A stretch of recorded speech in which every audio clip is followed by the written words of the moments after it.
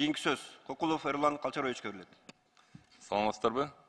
Мен ушу коллегалардын сөздөрүн улантып, азыркы кумар оюн зоок боюнча атын атагым келбей эле, бирок улуттук оюнубузда ошонун рекламасы чыгып атат да, жарнамасы. Биздин Көкбөрүдө жазылып турат, көп болуп туруп, сонун болуп туруп.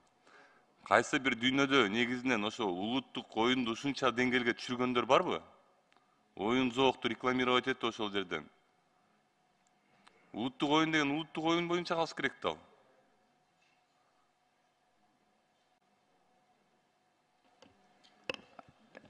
Реклама боюнча мыйзамга тийиштүү кумар оюндары рекламага чыкпаш керек. Сиз кайсы багытты айтып атасыз, ошону тактап кетсеңиз болобу? Чолпон атага барсаңыз, немеде ипподромдо дагы эле жазылып турат.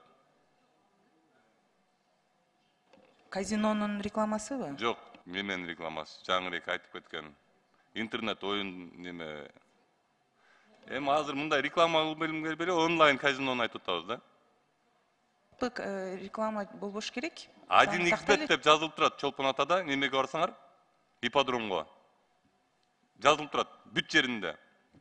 Ошо Көкбөрү ойноп аткан маалында да жазылып турган ошол. Улуттук оюндарды хотя бы жөн койбойсуңарбы, башкаларына тийишсеңер дагы. Ошол боюнча айтып кетейин деген мен. Улуттук оюндарды мындай улуттук биздин өзүбүздүн маданиятыбызга келген жерлерге ал рекламаларды койбой эле койгочу, Тураныч. Рахмат.